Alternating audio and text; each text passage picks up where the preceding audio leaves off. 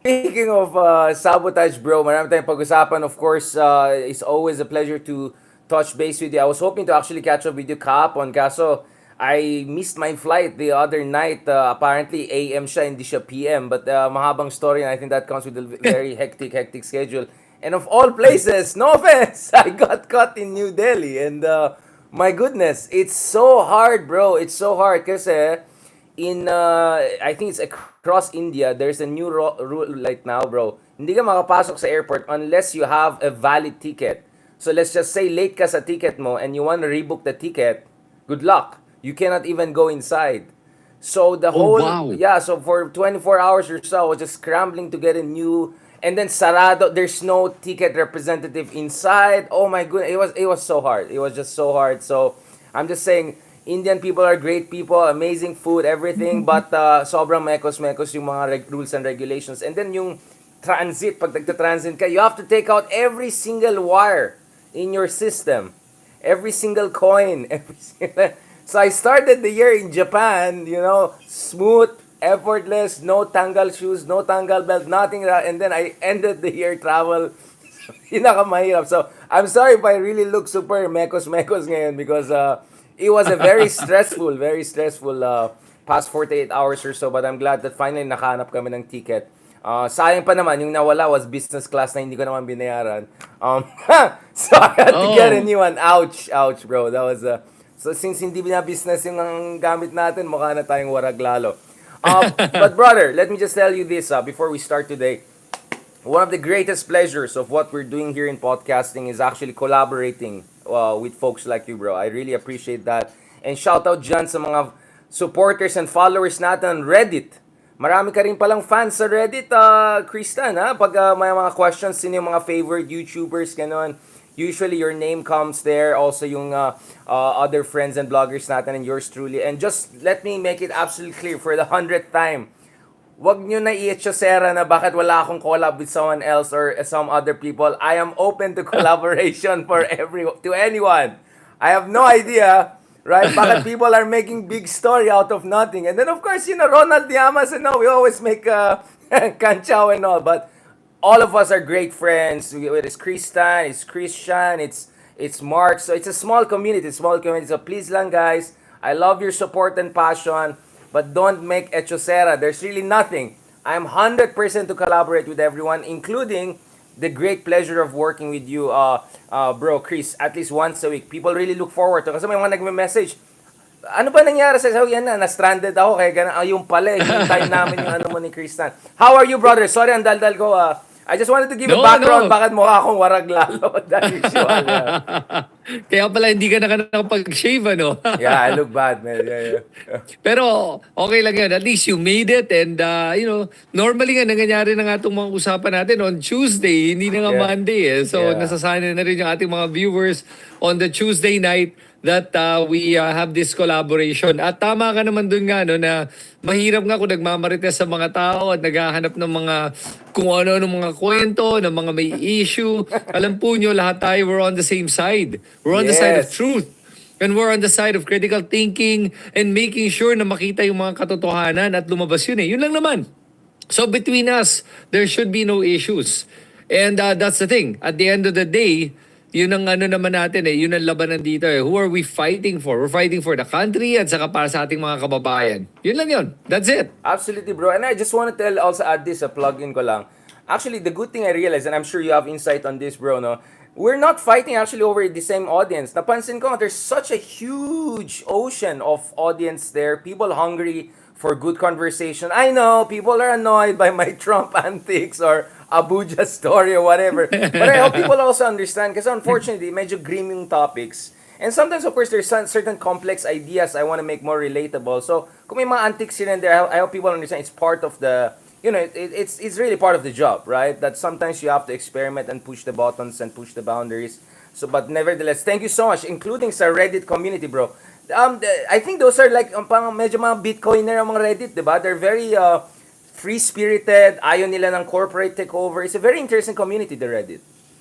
Yeah, and you know what? The funny thing is, Richard, actually, is I tried before na pumasok sa Reddit community. Alam mo ba, na-ban ako sa Reddit? Oh, Then wow. sinasabi that I was imitating a known personality. Name At Kristan? Like, yeah, it was hilarious. And they're like, that's a gago ka, hindi naman compliment. ikaw si That's a Kristan. Yeah, compliment. and I'm like, what do I do? So talagang naban ako from the Philippine Reddit Oh thread. my It was God. hilarious. So, I don't know if I'll be able to get back. But that's interesting. Hindi ko alam kung napag-uusapan ba doon yung mga binabanggit natin. Pero I know that the Reddit community, mas matalino yung mga tao doon at mas may nuances sila eh. Yeah. So, doon hindi nakakapasok yung mga trolls. Actually, yun yung pinagkaiba talaga makikita mo depending on the platform of discussion. Makikita mo Right. yung discourse kung ano yung nangyayari doon. Reddit is one of those na you get a lot more intellectual discussions. Unlike, of course, other platforms na talagang hindi. I mean, sa ngayon pa naman, nagkakalat lahat ng mga trolls ngayon eh. Grabe, ang lakas ng bayad ata ngayon ah. Parang may bonus ata dahil Pasko. Oh, well, actually, bro, I want to ask you more a bit of the Reddit thing. But speaking of trolls, I think worse is TikTok, pare.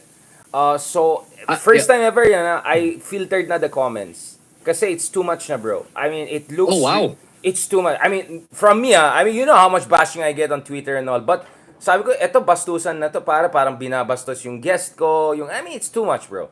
So, kanina, I posted with Congressman Percy, who of course sponsored the first, so pinost ko yung, grabe yung mga comments, buti nga na-filter ko eh. Ang bastos talaga. So, whether it's Wow. trolls or organic, it's a big no, brother, sa akin. Obviously, if you turn off the comments, it's bad for engagement kasi doon talaga nagkakaroon ng engagement. But I said, forget about the engagement. I just want to get things out and feel it's a safe space.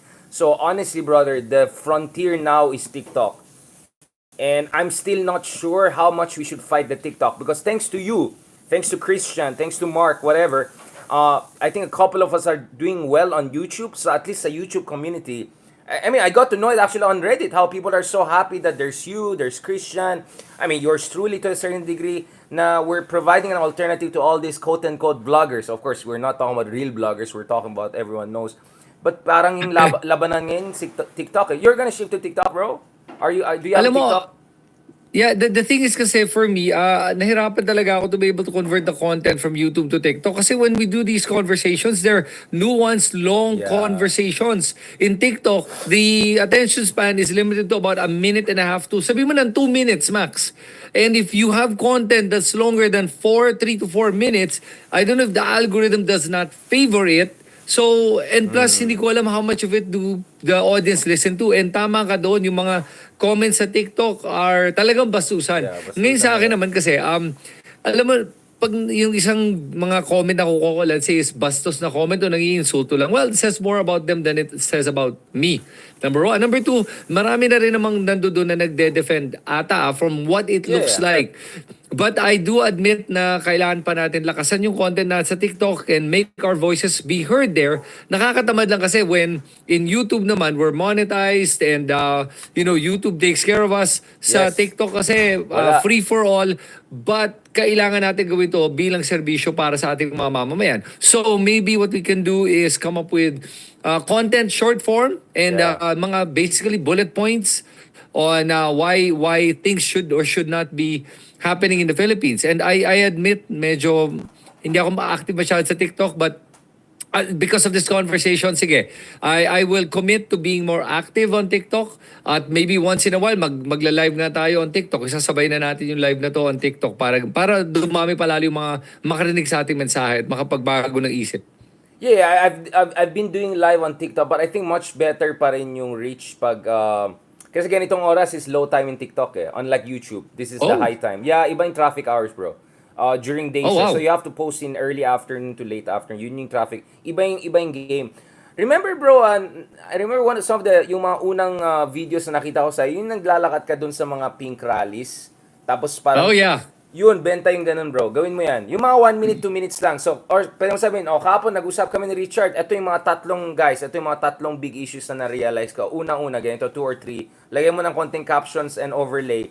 2 minutes, that's it. Lagyan mo na. Or pwede mo kunin yung highlights ng talks natin. So, I know. Me being me, I'm already overstretched as it is. But, hindi natin pwede abandon yung field na yan, bro eh. I mean, ang Yeah. daming tao. You see quote-unquote random people they go to TikTok, bro. Kasi Yep. yun nga. I mean, I'm happy that we're reaching to a certain crowd here na may attention span, na may pasensya. But unfortunately, we need also to do a bit of fast food. Just to put it Yep. mildly, yeah. Fast food. Yeah. Yeah, it's a fast food, brother. You know what? Thanks for the tip, and I'm gonna be doing that. Gawin natin to para sa ating bansa. Yeah, I mean, once a day lang, bro. You don't have to post a lot. You have to just post once a day lang. Not much. So, Yeah. hindi siya ma-effort masyado katulad dito. Oh. Yeah, alam mo talaga yung problema ko kasi I'm a stickler for quality content. Yung ako yung na-OOC pag ginagamit ko lang yung phone ko tapos nagse-shoot lang tapos yung audio hindi galing gamit tong magandang mic. So parang Yeah. parang I want to fix that, I want to improve it. Pero you're right. Sometimes you just gotta get the information out there. And I'm gonna push myself to get out of my OC-ness para lang malabas ko tong mga content na to. Well, OC is good, bro. I mean, one thing you can do is you can recommend towards the end of your video for more detailed analysis. Check out ganon. So, Yeah, kumbaga, okay. clear na trailer lang siya, preview lang siya. So, you make it very Okay. clear. And then, napansin ko rin, bro, we need to learn to be spontaneous in a sense na hindi naman trashy, pero yung minsan mas gusto ng tao, hindi lahat pero yung TikTok world, yung medyo hindi siya edited, yung medyo mukhang, kunyari ako yung mukha ko sa airport na warag. Minsan Yeah. na-appreciate nila yan. Kasi parang, ay, relatable para tao rin pala to na ang pangit pala niya pag nagta-travel. You know what I'm saying? Hindi yung malinis sa studio, ganon. So actually, it has its own appeal, brother. And I think in a way, it helps also with political communications and also in a sense, humility. Kasi you feel vulnerable kasi medyo sabog itsura mo, ganon. Tapos, hindi ganon kalinis. But I find it actually a humbling experience. Yun lang, nasobrahan lang yung comments, kaya I had to filter. Otherwise, I'm okay with the bashing and all. Yeah, well, alam mo, because I'm running up for councilor sa Mandaluyong, Exactly. ang mangyayari dito ngayon is I'm going to be doing a lot more content on the street na kausap yung mga Mandaleños. At alam mo, Richard, which reminds me, na nung nasa Mandaluyong ako, pumasok ako sa loob ng isa sa mga squatter areas sa Mandaluyong at grabe, nung narinig ko yung mga kwento ng Yeah. buhay nila at yung mga dinadaanan nila sa araw-araw at yung mga pagkapolitika during elections at ano ba yung mga ginagawa ng ating mga politiko, medyo Right. nakakadismaya at nakakawalang gana. At there was a part of me that was like, I don't know if I really wanna run na for councilor. May napaganon talaga ako. Pero doon ko na-realize na dalawa lang ang rason kung ba't tatakbo ng politika ang isang tao. Unang-una, pera. Kasi para daanan yung ganon, gagawin yung ganyan trabaho, grabe talaga. Gusto mo talagang kumita ng malaking pera at kung gagastos ka para makuha yung mga boto, talagang gusto Yung mo lang light. kumita. Yung light. Ang pangalawang rason na mas hindi common ay talagang gusto mo magbigay ng serbisyo. Ito. At sa Yung akin light ngayon na talaga sarap parang ko, sige pwede na, pa-push I will sa left sacrifice dito. para lang magawa ko to. Para lang mapakita sa mga tao na may mga okay pa rin na mga mamamayan natin na talagang gagawin itong mga ganitong bahay para magserbisyo sa ating bansa. You're on mute again, Richard, just in case you didn't know. No, sorry. It was just a logistical issue, kaya tama lang. No, bro, Ay, okay. brother, I'm really Akala ko listening. baka hindi No, mo no, nakita. I'm listening to you, brother. I wanna talk to you more about this, no. I think, para sa akin, for all of the frustration I may have with certain circles, whether it's in certain academic world, whether it's certain, you know what I'm saying, like the usual suspects and all, mahal na mahal ko talaga yung mga kababayan natin, especially yung mga simpleng mamamayan, quote-unquote, no? And I always found conversation exchanges with them extremely illuminating, including in New Delhi and Mumbai. Talking to ordinary taxi drivers, their life stories. Yun lang kasi ang concern lang with their privacy. Otherwise, kukunin ko sana yung mga videos. Ang gaganda ng mga conversations, sobrang illuminating. And I'm not saying this in a patronizing, annoying Kanye way, right? I'm saying it in genuine way. So bro, for instance, pwede mo gawing TikTok stories yan. Parang kwentong Mandaluyong, something like that, bro. And then you can make a story. A 1 minute, 2 highlights of every single resident you talk to, di ba? So siguro lahat ng mga may housing issue, you can put them together. Lahat ng may mga, I don't know, job or krimen or droga, ganun. Yeah. So I think really, bro, that will be a very good way for you to reach out. And you're a natural, and I'm telling you this because I know it's really not for everyone. I do my best to ask my fellow academics, guys, do this, do that. Sayang, kaysa maging bitter tayo na yung mga vlogger ganyan. Let's fight them in their own field, diba? Kaya naman natin eh. Yeah. And you're a natural, brother. So I think people deserve to see more of you, hear more of your wisdom, especially on platforms like TikTok. But at least they have a fast food version, and then hopefully they can go into something deeper. I really encourage you. So I'm glad, brother, you opened. But obviously, get a bomber phone. I have a. Don't put it in a real phone kasi mahak yan. Yeah, you're right. I am planning to get nga burner phone na Yeah. nga. Na-realize ko nga para yung number meron akong isa just for running and then the other one's my private number. Yeah, I agree with you on that one. Sorry, jet lag pa ako. Burner phone, yeah. Going back to this, bro. So, wow, a lot has happened. So obviously ako naman, I've been overstretched. I mean, my call on Philippine Dairy Inquiry the other day was from South Korea to Syria. Isang reason actually I missed my flight is every day puyat ako. In addition to traveling and giving talks. Kasi grabe yung mga event. Yung Korea was like 10 p.m. to 5 a.m. Yung Syria, Assad was falling every night. Ganun, like so. For the first time in my life, I missed a flight like that. I was so absorbed.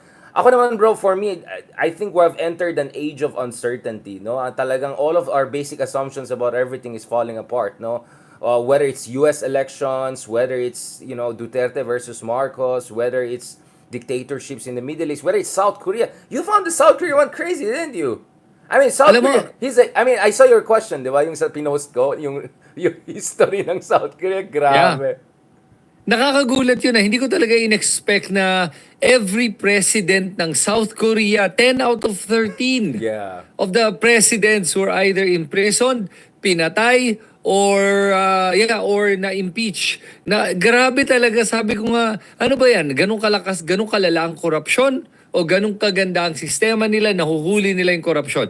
Tatlo lang yung malinis yung record. And even yung tatlong yon nakulong sila at one point or another bago sila naging presidente. Kaya malala yun. Ngayon, hindi pa rin natitigil ang korupsyon sa Korea. Pero at least siguro naman between Korea and Philippines, mas mababa ang korupsyon doon kumpara sa atin.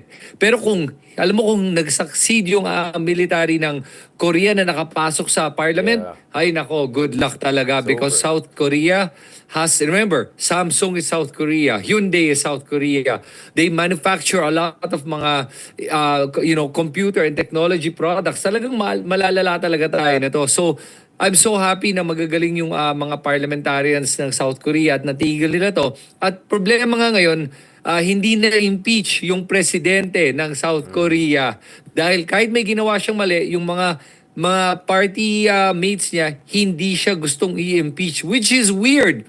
Kasi binetray niya mismo yung kanyang mga kapartido, tapos ayaw nilang i-impeach siya. Kaya hindi ko alam kung ano mangyayari din sa presidenteng to. Pero kahit hindi think, bro, ma-impeach, dapat makulong. They want him to resign peacefully. Kasi kung ma-impeach ka, he cannot run for office anymore.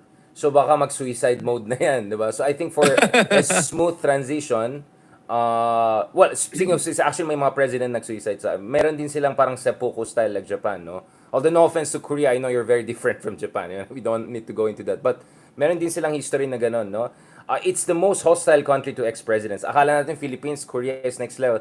But let me just add, bro, Korea is just as corrupt, if not more than the Philippines, but at the same time, just as mobilized in their civil society and opposition. It's a very interesting paradox. If you look at corruption scandals and rates in Korea, it's one of the highest in the world.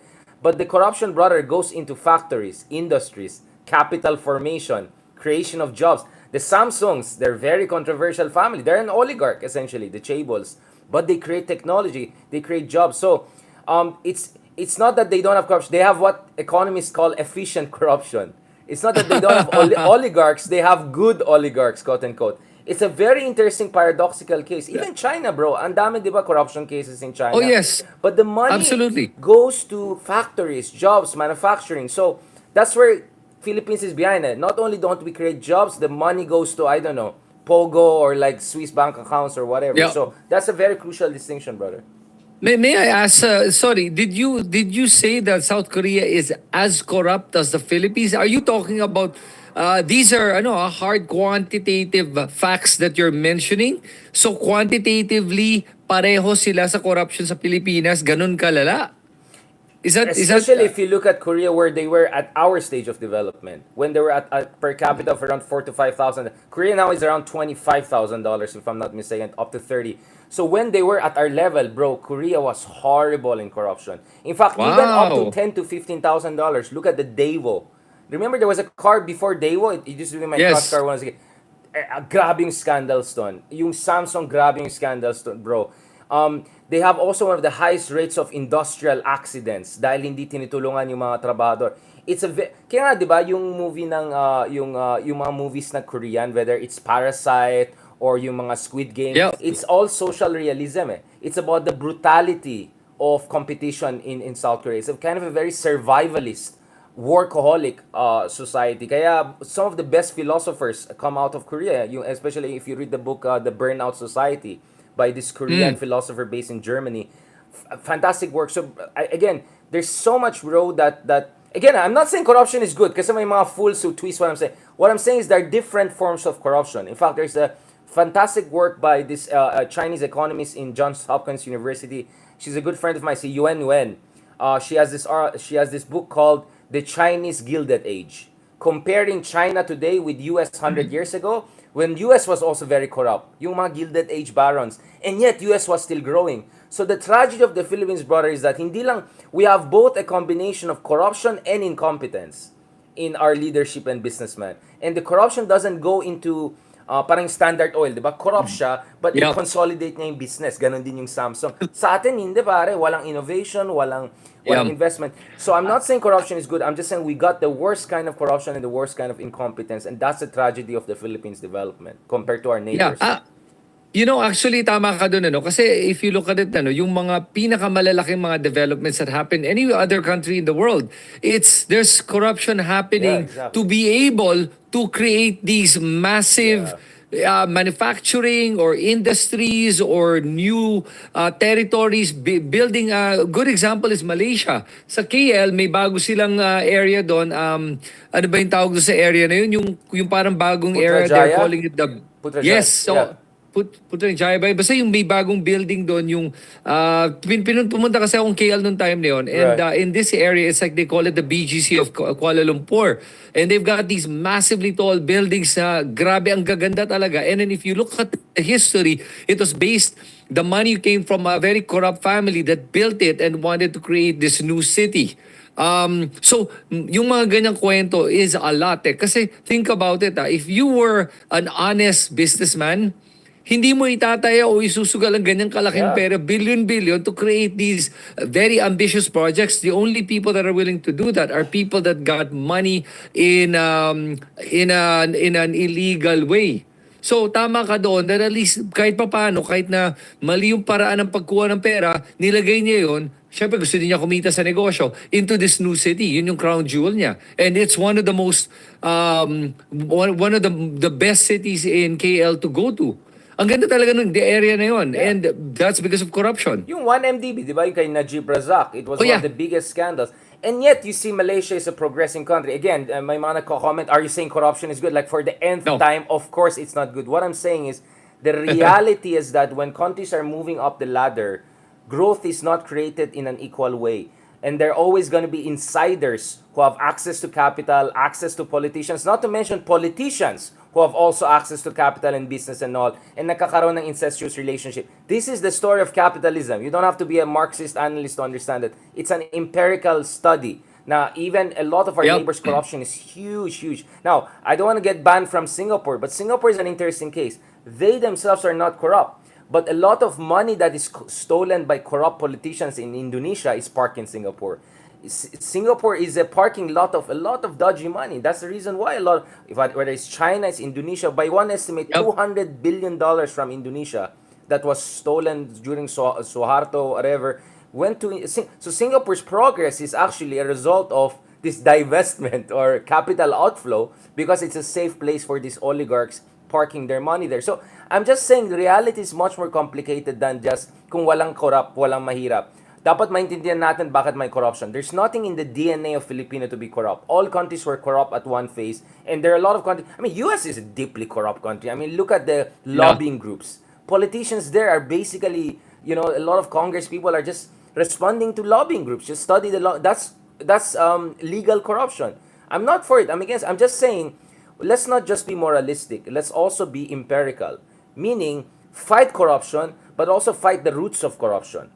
So one of the roots of corruption is walang scrutiny, right? Whether it's from the media, it's a civil society. Isa pang root of corruption, siguro yung mga sahod, kailangan itaas. Third, siguro, yung monitoring systems, hindi ganun kagaling. So, Singapore has a zero tolerance policy. Once nahuli ka na kahit maliit na amount, yari ka. Dito sa Pilipinas, which we're gonna discuss soon, my God, kahit isang politiko na big time, hindi pa rin, essentially didn't pay, for their crimes. Yep. ERAP, convicted plunderer, tumakbo pa, muntik pa naging presidente ulit. Si Tita, dyan pa rin doing very well. I mean, we can go on and on about it. So I think the other problem in the Philippines is, and this is where we go back to Korea, di ba, brother? In Korea, at least, there is some accountability. There is corruption, but there's also jail time. There's also, there's a day after, unlike dito. Kaya sobrang talamak talaga yung corruption sa. We have the most inefficient and corrosive form of corruption. But I want to go back to you, brother, because I know you're running for office, and the last thing you want to say is, oh, I'm okay with efficient corruption. Of course, we're not saying corruption is good. I'm just saying you just have to understand it's a story of development. But as countries build better media, better civil society, better scrutiny, better jobs, nagkakaroon ng empowerment. In fact, there's a graph in economics, there's a term for that, kung saan as societies get richer, corruption goes down. But it's not an iron law. It happens in most cases. But I want to go back to you, bro. What is your read on this corruption issue? Especially in light of latest developments. Are you talking about corruption in the Philippines, or are you talking about corruption overall, or what do you I mean? mean corruption in the Philippines kasi 'di ba, there are different forms of corruption. There's an access corruption whereby you pay so that you can talk to the top political because you want to get a license for your factory to export and create jobs. Yeah. There's another corruption wherein yung confidential fund, no offense, na ay binubulsa mo, ay pinipiatos mo, 'di ba? Wala akong sinasabi. And then there's another corruption na pinapark sa Swiss bank account or bumibili ng Trump Tower, 'di ba? So ganun. So there are different forms of corruption. And according to economic study, access corruption is actually good for growth because it allows Access corruption? It's called access corruption. The Wow. money that businessmen pay to politicos to get license so that they can get their job done. So Wow. in China, so many businessmen have to pay officials so that they get business done, and they're creating jobs, they're creating factories. So the term for that is access corruption. It's from Yuan, Professor Yuan from Johns Hopkins University. Fantastic work. Again, it's morally ambivalent, but it's very technical and very empirically sensible. Sa atin, hindi siya access corruption. Sa atin, garapalan talaga, graft.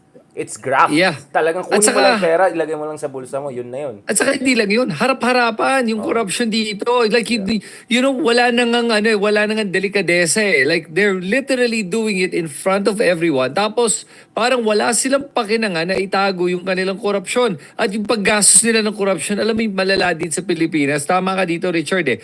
Is that the corruption kasi is not what you would call productive corruption or efficient corruption? Kasi dito, for example, may lumabas kang blind item na binanggit ko lang kanina before you got on air na may isang bilyonaryong politiko na bumili lang ng isang property in the billions of pesos. Gaano kalaking property ito that it's worth billions of pesos. Tapos hindi lang yun, kakabili lang doon niya ng helicopter. And this is a politico from the South. Sino kaya tong politiko na to? I'm actually very curious. At yan ang problema na sa ating mga politiko. Is that they keep the money for themselves o kaya they hide it and put it in offshore accounts. So they're draining the money from the Philippine economy. Tapos tayo yung naiiwan holding the bag with all the debt na nai-incur natin na wala nang pang revenue to cover it habang sila yumayaman. And then when they decide to buy properties, buy luxury cars, that's how paano nila nilalagay yung pera back into the system and laundering it. Buy the property, luxury cars, luxury goods, lahat yan. Tapos from there, kumakalat yan to the people in that sense. But that's where the problem lies. Hindi siya productive in a way. Unlike kung ginawa na lang nila is nag-invest sila sa negosyo o nagtayo ng bagong negosyo o nagpatayo ng building. Sige na, kahit na corrupt money nga, tama ka doon. Kung nagpatayo ng building, nagkaroon ng mga bagong opisina na may mga trabaho, mga tao, then great. Pero kung binibili lang nila ng mga luxury goods, mga relo at mga kotse, walang kwenta yan mga yan, ilan lang ang nakikinabang dyan at nagsasayang lang sila ng pera, naggaling naman talaga sa kaba ng bayan. Yun ang pinaka-ayoko. As a matter of fact, ito masasabi ko sa inyo, pag may nakikita kang yung mga Sunday car drives ng yung mga luxury cars, mga sports cars every Sunday, pusta ko sa'yo kalahati ng mga yun. Sige, maybe I'm being too... Pogo money. Ano, politicians money. May ilan doon, nakakatawa nga. May nakita akong vlog, tinanong nila doon sa isang nagdadrive ng Ferrari, anong trabaho niyo? Tapos nakakatawa, umamin nga to. Sabi niya, oo, my dad's a politician. Oh my God. Chance, meron kang Yeah. Ferrari? Holy sh! Yeah. Grabe talaga. Yung hindi niya nare-realize na, teka lang, mali ito, ba't ko sinabi yun? Kasi nga sa Pilipinas, we adore politicians. Wow, si ganon. Tapos tayo, iniidolo natin. At hindi lang yun, pag narinig mo paano ang mga common tao, ang ating mga masa, makakita ng politiko, ano sabihin nila, wow, congressman yan, mayaman yan.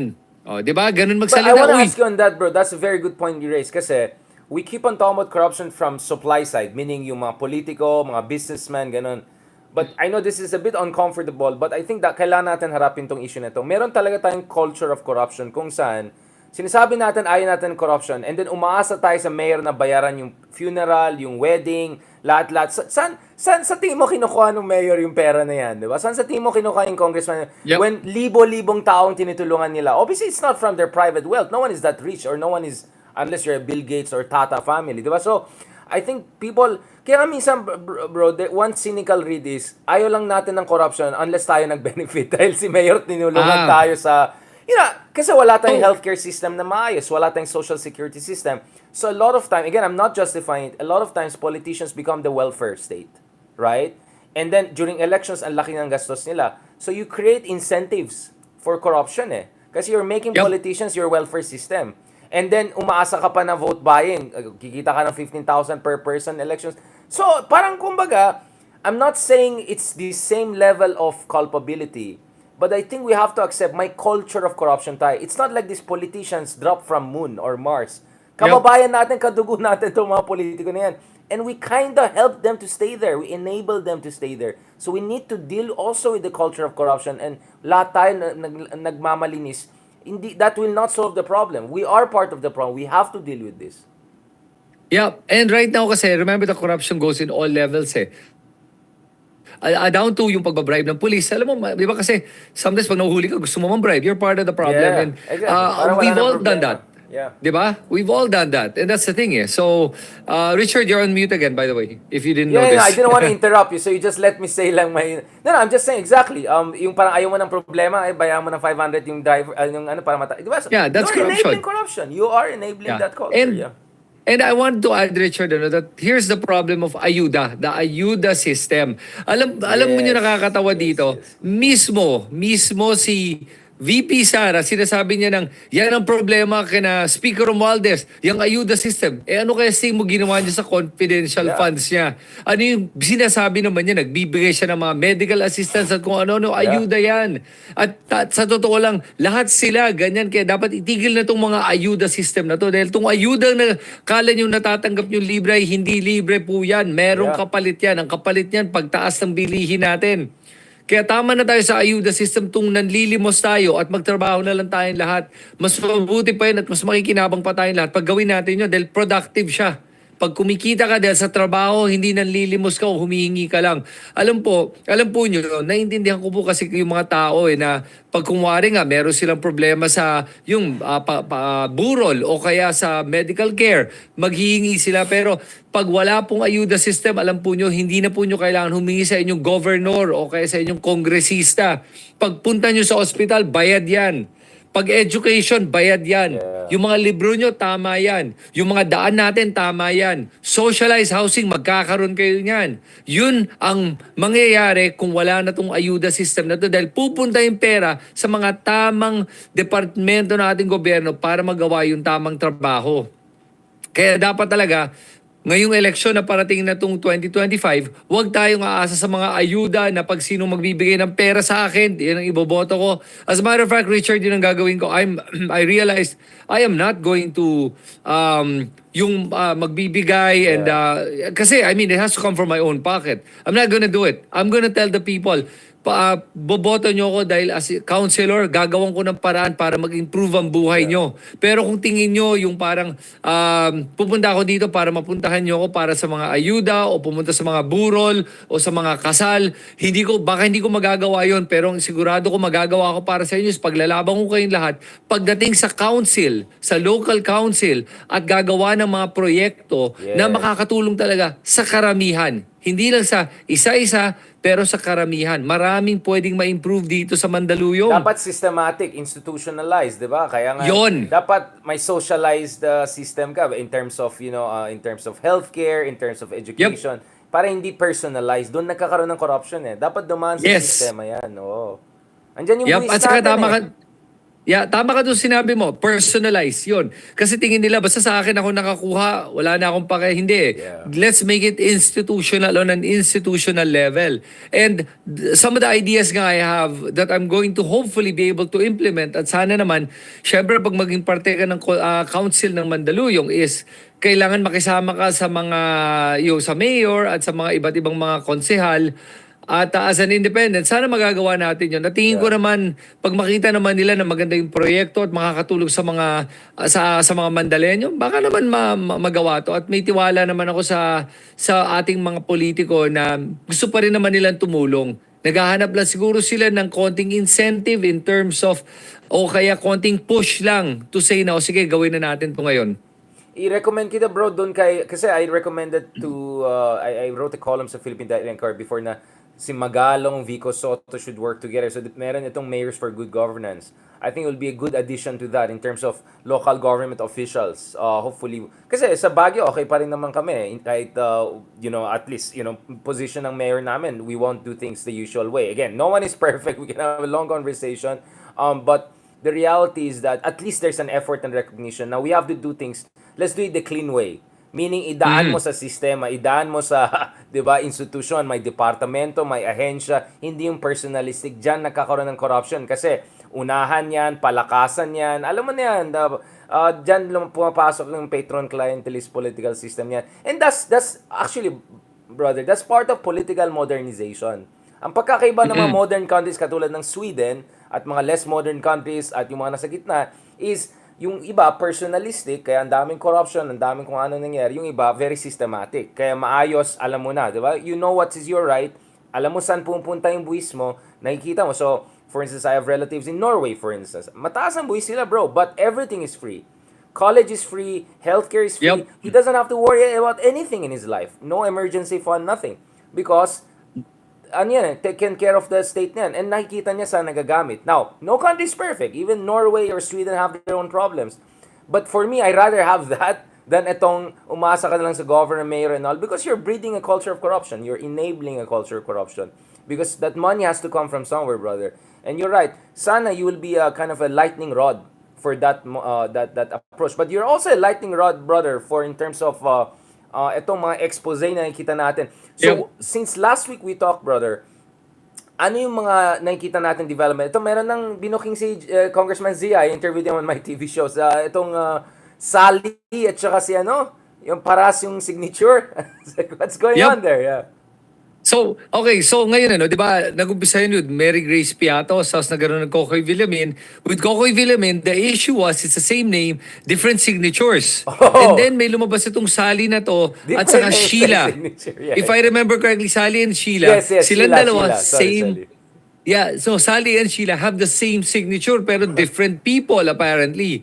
So, yung mga ganyang mga anomalya is rampant throughout the entire confidential fund use, throughout the entire year that they used it. And it was so bad na nung nagkaroon na sila ng investigation at nag-request with the PSA to check the validity and verify these identities, lumalabas that 677 identities were non-existent. Ngayon, ito na yung sabi ng mga DDS friends natin, yung mga, and honestly, tingin ko yung mga nagsasabi na to are paid na lang to spread Mga this scripted propaganda. siya, mga scripted. I know what you're saying, yeah. Yeah, hindi na to normal na tao na nagsasabi na to. Yung mga normal, hindi na ito, bayad na to mga to. Ang sabi ng ating mga bayad na DDS trolls ay, ang tatanga naman daw natin lahat, syempre, gumagamit ng alias yan mga yan dahil confidential fund nga eh. Alangan mo naman, ilalagay mo ang pangalan mo, mabubuking ka, baka mapatay ka pa ng mga NPA. Okay, unang-una, kung gagamit ka ng ibang alias, di ba? Okay yun, Bakit yung alias na yun ay isang tao na nasa 26 different localities na nagpirma ng isang signature ng isang pangalan ng tao na nasa iba't ibang lugar. Alam Pwede na ba this. yun? Alam Di, na this. ginamit nila pare-parehong alias. Di pa paano mo malaman kanino pupunta at sino itong mga kausap mo, di ba? It doesn't make sense, the logic. At sa totoo lang, ang maniniwala sa ganyang propaganda, mangmang na talaga. Kung maniniwala ka dyan, mangmang ka na talaga. Hindi ka na talaga nag-iisip. Pero alam mo, ito yung maganda dito, Richard. Karamihan nating mga kababayan, hindi na nauutos sa mga ganyan. Pag makita mo yung mga komento dito sa mga trolls na to, binabaran na nila yung mga trolls na to, which is a great thing. So yun yung isang nangyari. Na-reveal na. Ngayon, Fireworks. the Congress is actually asking the PSA, they're requesting now to verify another 1,992 identities na questionable din. At mukhang itong mga identities na to, karamihan sa kanila ay lalabas ay non-existent as well. Whether it's birth certificate, marriage certificate, or death certificate, walang maipakita. So sa akin, bottom line ngayon, nakikita na natin that VP SARA has no more excuses left. Kaya nga, ginagamit na niya yung pera, kung saan niya nakuha yung pera niya. I wonder nga saan nanggaling yung pera, no? Para bayaran itong mga trolls at increase yung mga propaganda na pinagkakalat nila.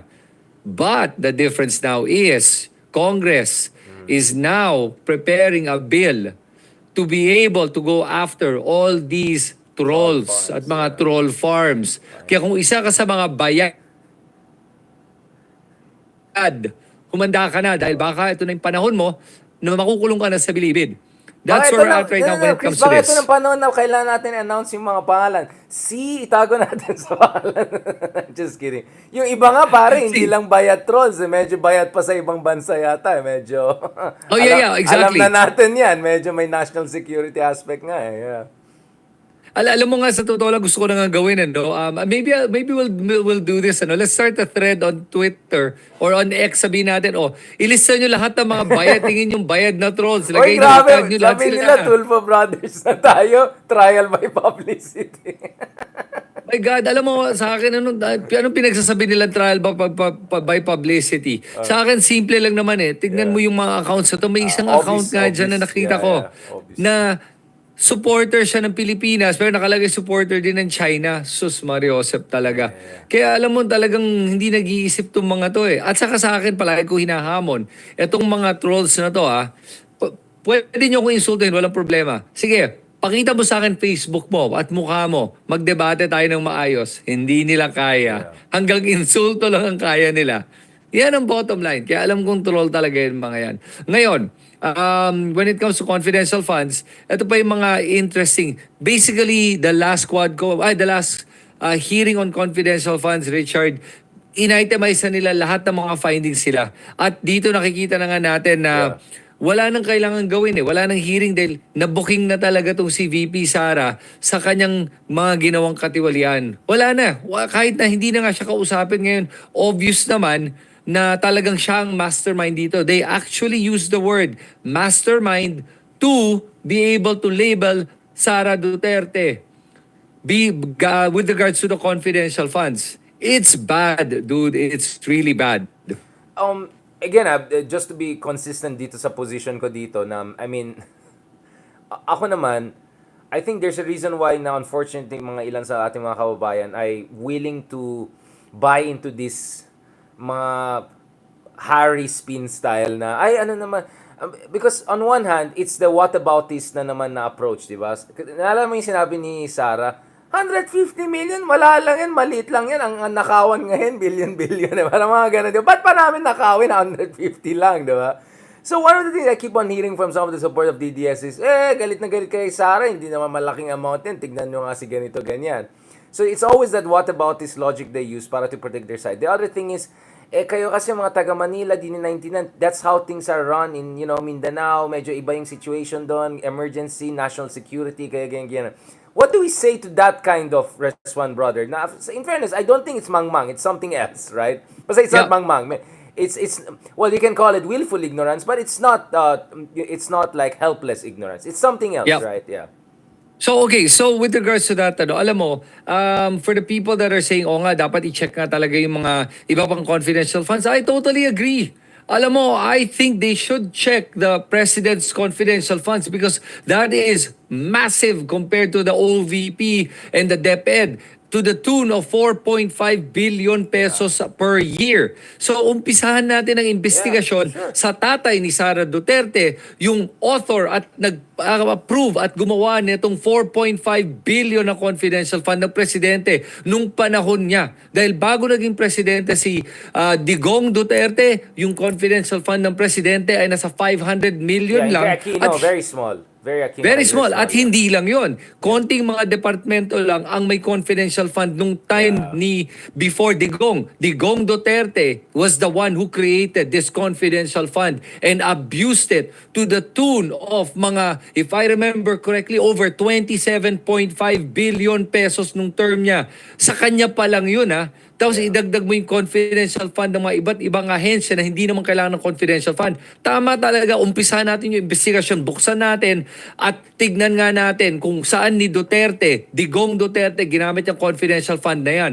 Ngayon, ito lang masasabi ko, dapat talaga tanggalin na yan.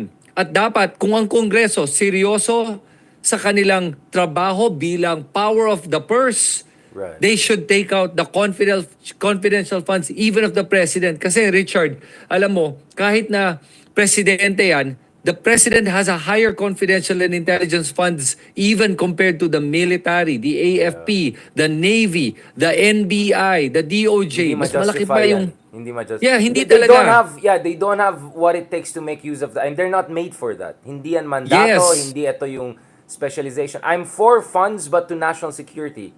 People who are really trained for that job. Yun po yung trabaho nila. So, I completely agree with you. So, first of all, yung one response ng sinasabi mo is, buksan natin. Everyone, let's criticize. But obviously, the OVP has even less reason than the president, the commander-in-chief, right? To have any confidential fund. But the second question, and related to that, tama yung sinasabi mo, brother, ang ugat ng problema na itong confidential fund scandal na to ay talagang Duterte administration. I'm not saying walang corruption before, but this form of irregularity, let's just call it that way, talagang Duterte legacy yan. But pangalawa bro, they always use this thing, kayo taga Manila, Luzon, you don't understand itong confidential fund kasi may Abu Sayyaf kami, may terrorist kami, may ISIS kami, we need these things, it's our way of doing things. Yeah, minsan may mga konting here and there, but overall, Duterte's deliver, look at Davao, blah blah blah. What do you say about that, brother? Yung weaponization ng itong kami mga Mindanao, ina-opinion naman kami. Kasi ginagamit ng mga Duterte's parati yan, they always use that grievance. They weaponize that grievance. Yeah, alam nyo, this is not about you're from Mindanao, kaya inaapi ka. Pero I can see why, I can see how it works. It's called an appeal to emotion Instead of appeal to logic, it's an appeal to emotion. Yeah. Now, they always try to play themselves as victims. Sara Duterte mismo plays herself like a victim. Pero hindi siya biktima dito, she's a perpetrator. This whole idea of pina-persecute ako, alam po nyo ang persecution, ganito po yan. Tuturo ko sa inyo kung ano yung persecution kumpara sa playing victim. Pag ang isang tao playing victim, ibig sabihin nun kasi may ginawa siyang mali, nahuli siya, kaya iniimbestiga siya. Kaya ngayon, nagpe-playing victim na lang siya. Kasi ang totoong napapersecute ay isang tao na walang ginawang mali. Tapos nag-iimbento na lang ang persecutors para ipitin siya. Sino ang mga naging totoong biktima ng persecution? Laila de Lima. O, isa yon. Si CJ Sereno, isa pa yon. Si VP Lenny, isa pa yon. Senator Trillanes. Senator Trillanes, exactly. And a lot of people na sumubok, o at least nagsabi ng katotohanan laban sa mga Duterte.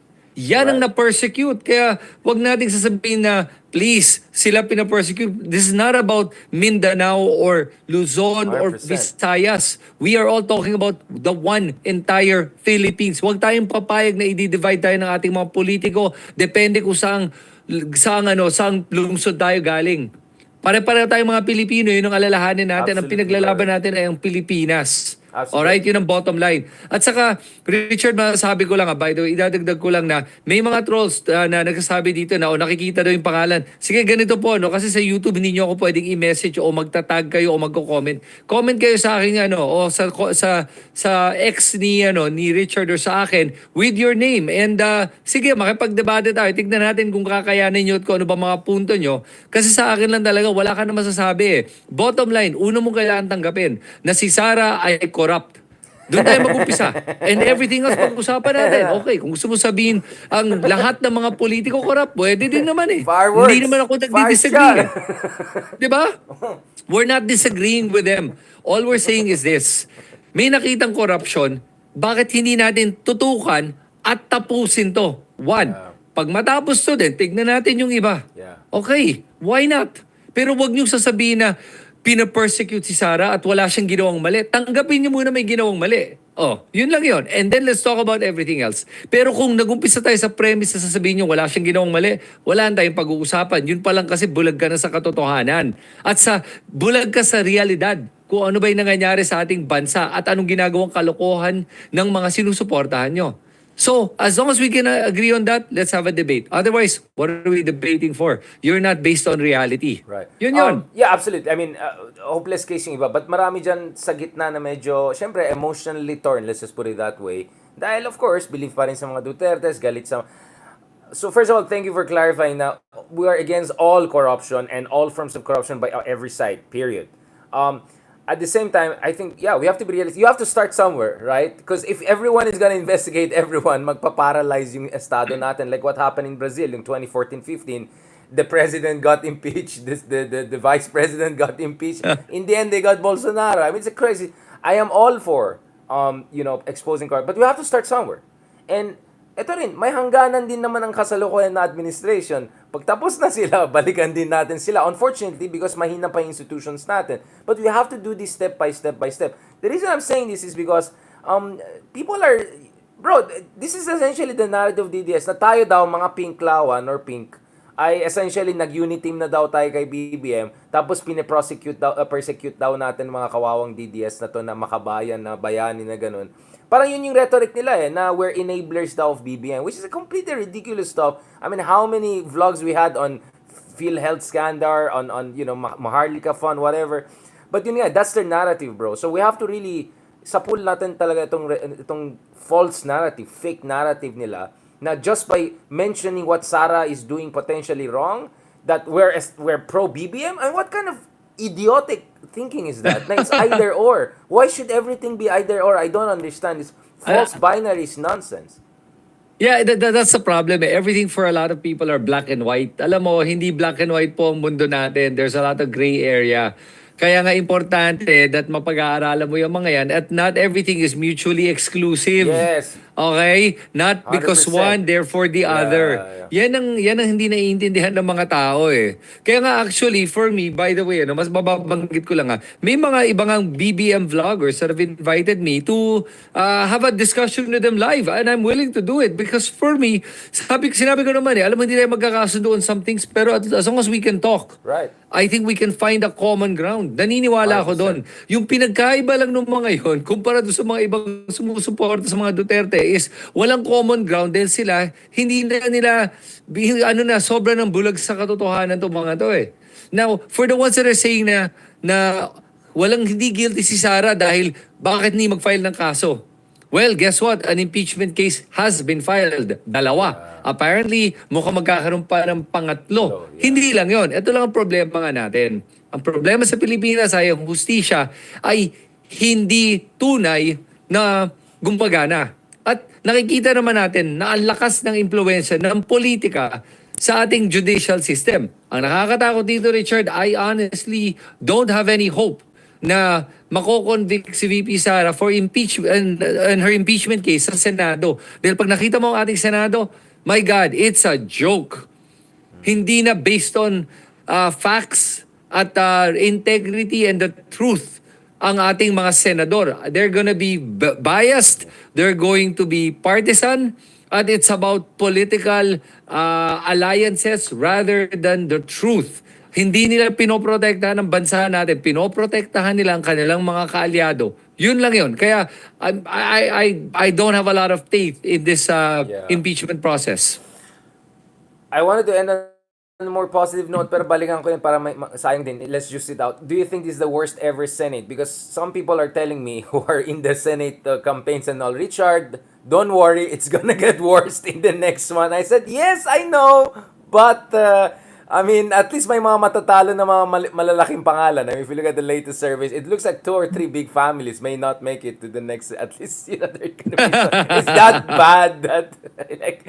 But I don't mind doing live in future. Let's do Senate live while Ben and Erwin and Rafi are debating behind us, and all. Let's do it live from there. But do you think this is the worst Senate ever? Because Senate was never perfect. I Yeah. mean, the Bong Revillas were Alam mo, there since 2010. pa nga eh, ang galing. Pero ngayon, wala nang scholastic academic discussions. It's actually not even, they're not even trying to make points. It's about insulting each other and nagbabarahan na lang and nagmumurahan. That's what we've come down to. Wala nang discourse na maayos ngayon sa ating mga senador. And alalahanin mo ito di ba nagkaroon ng Senate hearing para sa EJK, and what happened? It turned into a joke and it was supposed to be a series. Where's the part 2? Wala na. They had zero interest in making these hearings. Dahil napahiya lang sila dahil sa QUADCOM, kaya lang ginawa to at Digong wanted an audience at ginamit na niya yung kanyang impluensya para i-convince ang Senate na ituloy itong hearing na to make it look impartial. And what did they succeed in doing? They succeeded in making themselves look like idiots and partial and partisan. Yun lang ang napatunayan ng ating mga senador na nakakahiya ngayon. Lahat sila. Wala na talagang integridad ang karamihan ng ating mga senador. May mga ilan pa dyan, at least tahimik na lang, okay. Pero may iba dyan talaga, ewan ko na. Christian, Tagalog for English. Ayan tayo. Kaya natutuwa yung mga natin, yung mga Redditors natin yung mga fireworks na ganito, bro.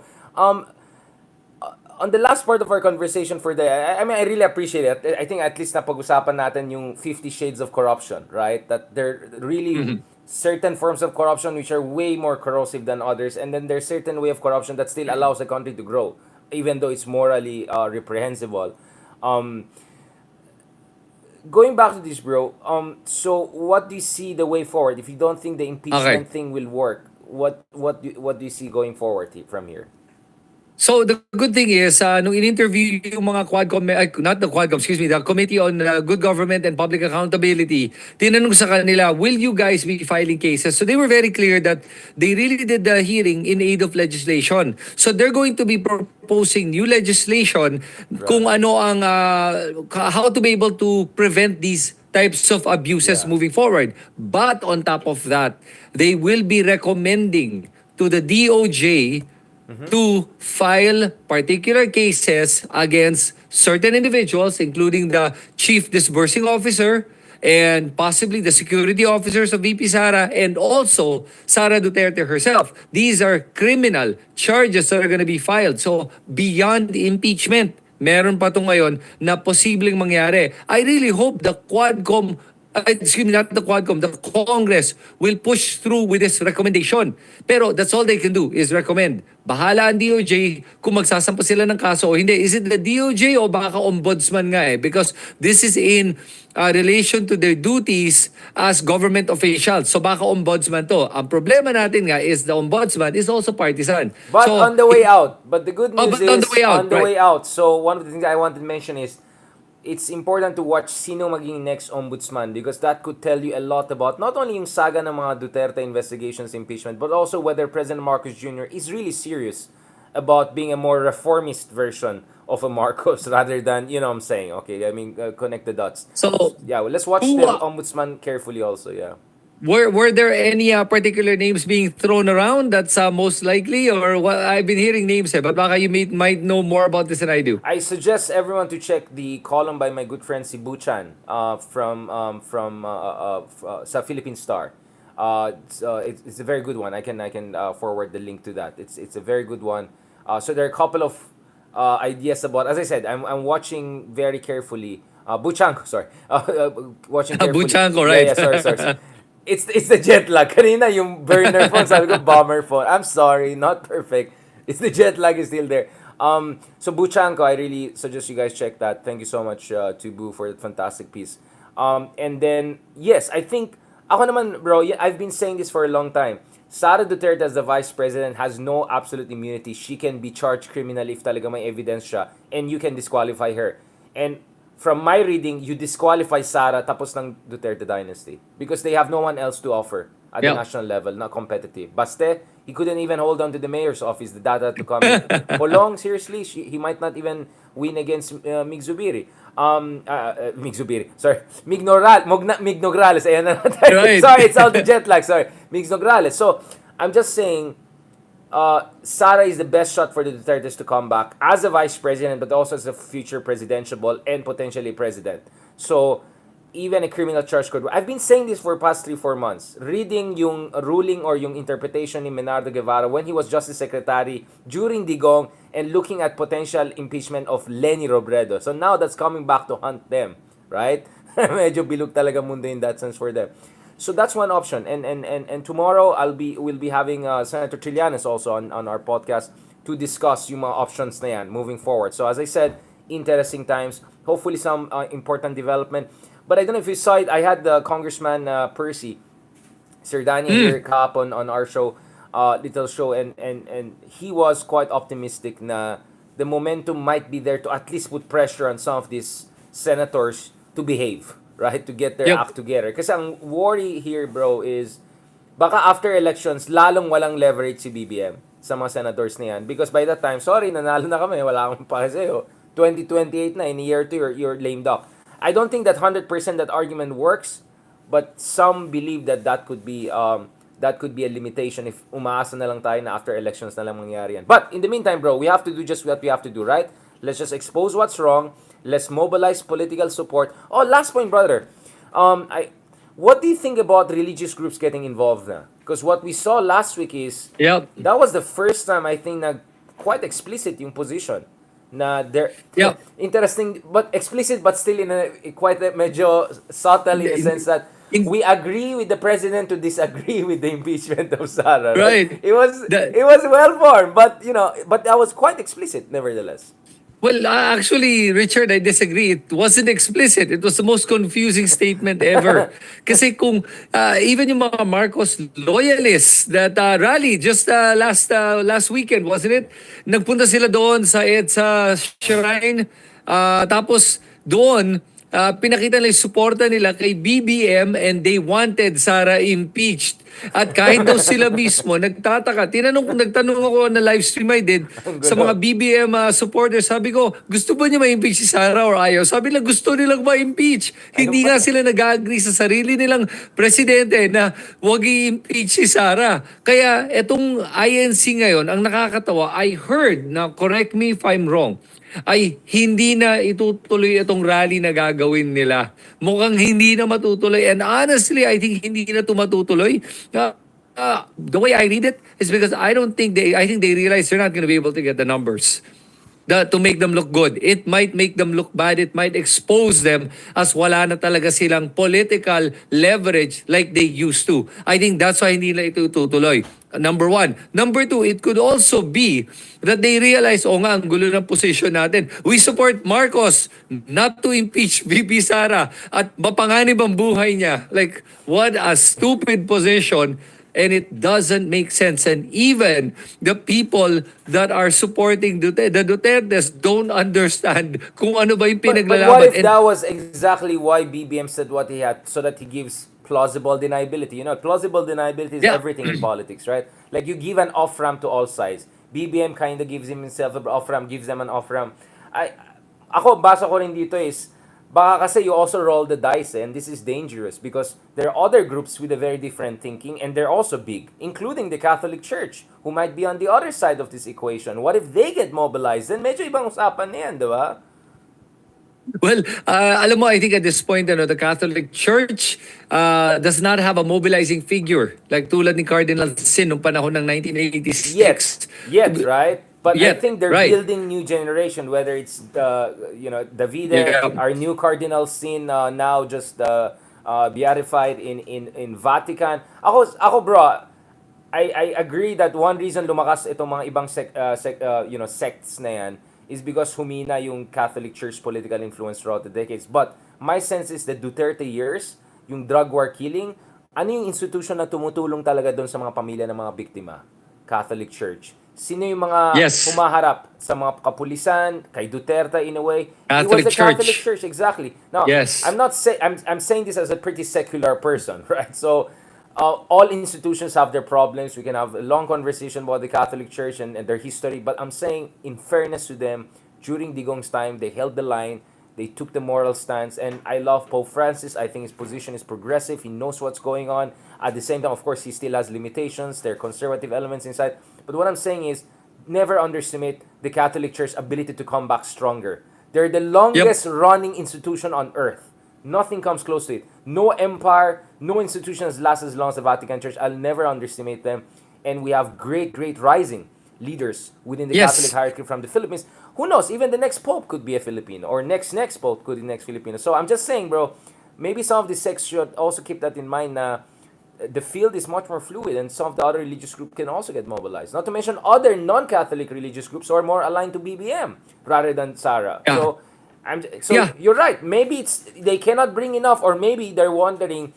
Maybe it opens up. It's like a dangerous precedence, right? Yeah.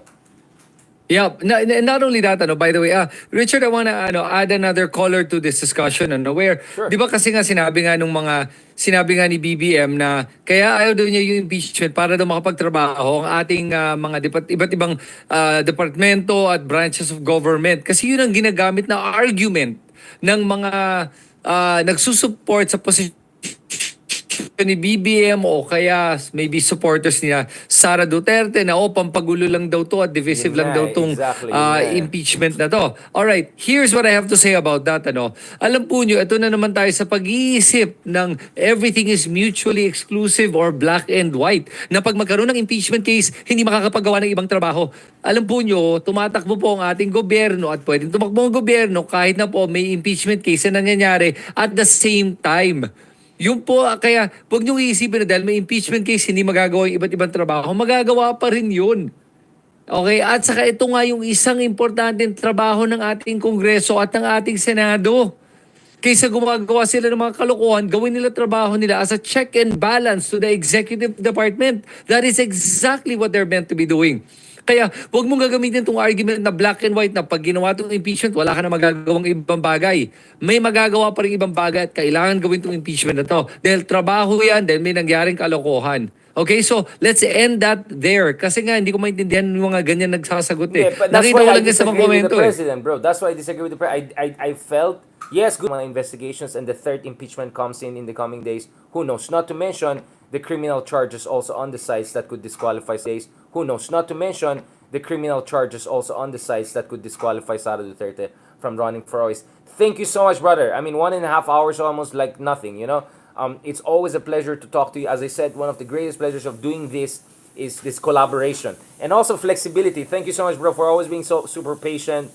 Grabe, diba? I'm squeezing into my schedule. Like you're squeezing this in your schedule. So that tells people about our passion. This is really about our little way of helping public in terms of critical thinking, discussions, and all. And salamat din sa lahat ng mga nagko-comment dyan, including yung mga nagtutroll sa atin, but I know deep inside fans lang naman talaga kayo. Alright, or aircon. Or aircon. Salamat, brother. Is there anything you want to add before we wrap this up, but catch up again hopefully soon? I'll see. Sana we'll do a year-ender in person also I'm trying to organize something. Let's see. Yeah. Otherwise, we'll do one thing early January na lang to get the year going. Basta let's do something in person na lang soon. Kasi bro, nawala na yung studio pala na yan, yung pinuntahan natin. Wala na. Yeah, wala na siya. So, February pa siya bubukas. So, we have a different studio we're working on sa BGC. And then there's another also studio. And then I'm hoping maybe we can go a cafe shop or something with sila Mark. So I'll figure out the logistics. So as I promised, we need to do at least 1 year ender or year starter, God willing. Hopefully. Yeah. Because I know you're gonna be very busy too. Yeah. We can do it here at my place if you want. Daan ka dito. Kasi I've got the equipment naman and the internet here is very strong. Sure. At me the talk to mics, Mark. I have the mics. Yeah. We can be very flexible. I can talk to Mark. Let's do something 2, 3, 4 of us. As I said, I'm open to collaboration. Lahat ng mga kabilang channels are more than free to join us. Now, if ayaw nila, problema nila yan. Not my loss. Thank you so much, brother. Yes. Have a fantastic evening. Please get some rest because I need some rest and hopefully I'll mag-shave na ako para hindi na mukhang marag. Thank you so much, brother. God bless. Talk to you Good soon. night. Recording stopped. Booyaka siya. That's it. Thank you so much, guys. Ayan, nakita niya. Talagang mahal na mahal namin yung ginagawa namin dito. Mamaya sabihin na namin na adik-adik tong mga to. Uy, wag kayong ganun. I hope you appreciate it. As I said, wag na kayo mag-itcha sa era dyan, okay? I'm okay with collaborating with anyone. Now, if hindi sila bukas, problema nila yan. Alright? Not my loss.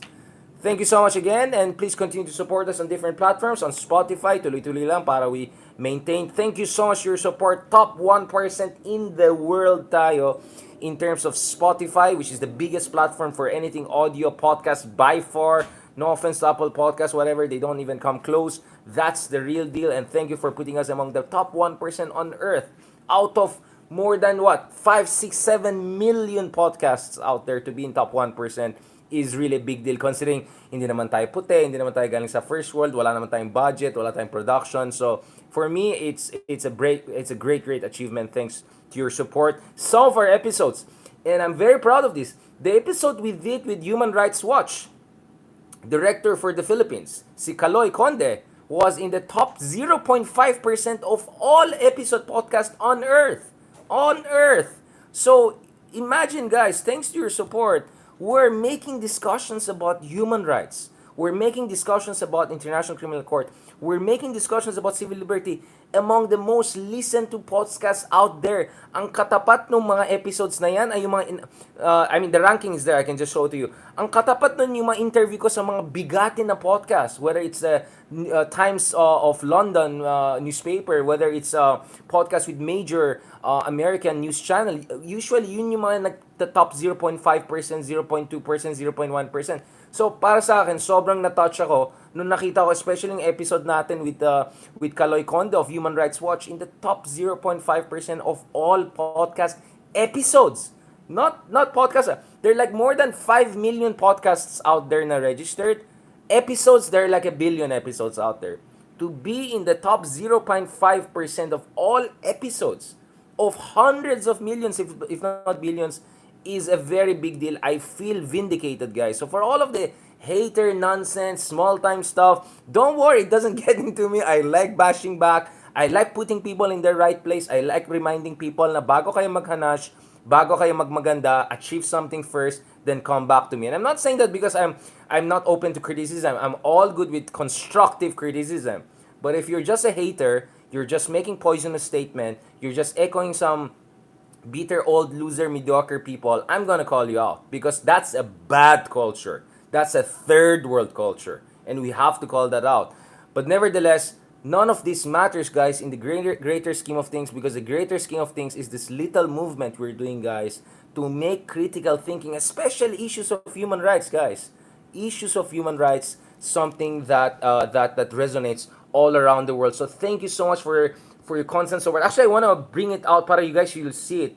I couldn't believe my eyes. Like, seriously, a human rights focused episode making it to 0.5% of all episode on Earth, that's not a small feat, guys. That's not a small feat because the other episodes I had that made that high were my, interviews with Christian Amanpour of CNN International, with Times Magazine. So it's really all because of you guys. I'm telling you guys. Sobrang laking pasasalamat natin. Ito right, ito yung pasasalamat natin that we were able to achieve this. So thank you so much for that, for your continued support. So you made us top 1% in the world, and we hope to continue to do this. 5% pala, not 0.5, but still, big deal among the leading up episodes. So as long as you guys are there and supporting us, tuloy-tuloy na. You could see I'm exhausted, I'm tired. I mean, my goodness, you have no idea how stressful it was.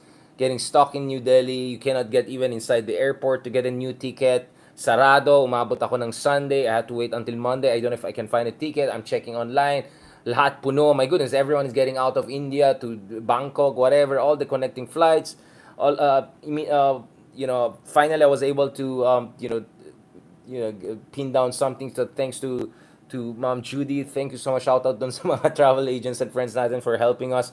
Nahirapan ako, and I'll tell you what, lalo ako napamahal sa Pilipinas after this latest incident kasi na-realize ko napaka-pasensyoso, napakabait ang mga Pilipino talaga. Kasi, again, not to badmouth anyone else, pero hirap minsan pag nasa abroad ako, pag may konting problema, walang kawala pagdating sa understanding, patience, wala silang considerations, nothing.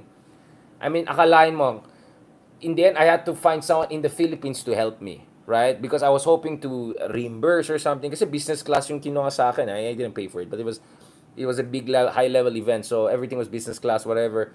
So I was hoping, walang tumutulong sa akin, guys. Ang tumutulong lang mga taga Pilipinas. So I'm telling you, we have to be very, very, very thankful, very, very thankful for the loving, kind, conscientious, supportive culture you have. And I'll tell you guys, every time na nangyari yung mga ganito na I get stuck abroad, I cannot get through. I feel I'm not getting support, understanding. Lalo ko napapamahal sa Pilipinas. I'm telling that. Again, this is not to badmouth other countries. All countries are great. Indians are fantastic people. I love. They have a lovely culture. Very hospitable people. Middle East, Espanya, I love them. Great people. American people, great people. But iba pa rin ang Pinas. Iba pa rin ang Pinas. Iba pa rin ang Pinas. Actually, I'll tell you what. Iba pa rin ang Southeast Asia. Napakaganda po yung rehiyon natin. I mean, I remember the other night I was trying to get something and then hindi gumagana yung credit card or something. I just wanted to get something. And yung taga Thai Airways pa lumapit sa akin, sir, we cannot do it. I mean, in a Thai accent. I don't want to do it. Baka magalit ng tao. And then sabi niya, but the crew says you are a very handsome, sir. Thank you. They were like, meron pa sila mga the crew says you are very handsome, sir. Ganun. So, meron tayong ganun culture. Alright? I think that's what I really love about ASEAN culture. Again, this is not to say anything about it. I'm just saying, sobrang swerte lang tayo ng ganito yung mga kultura natin. Hindi lang sa Pilipinas, sa Thailand, sa Indonesia, Vietnam. I really love our region. So, let's be grateful. Alam ko marami tayong frustrations. Alam ko maraming bagay na nakakairita, nakakadismaya. But never, never forget, talagang Philippine Airlines, the heart of the Filipino people. It's true, it's really true. Sobrang mapasensyos. Imagine Sunday, I'm calling everyone to help me out kasi hindi ko makuha online, nawawala all the time. The moment you want to get it, may ibang Indian na kumuha. People are probably just, getting things online to resell it. I couldn't get inside the airport. I couldn't get help. Pumunta ako airport, bumalik, pumunta. It was hell. It was hell. But thank you so much. Thank you so much, guys, for your support. And thank you to our friends in Thai Airways for that appreciative comment and whatever. Now, I'm just saying, it's those little things that count, guys. It's just those little things. Muchas gracias. And hasta mañana. Hasta mañana, hopefully. Tomorrow with Senator Trillanes. Marami tayong pag-usapan. More fireworks to come. God willing. Talk to you soon.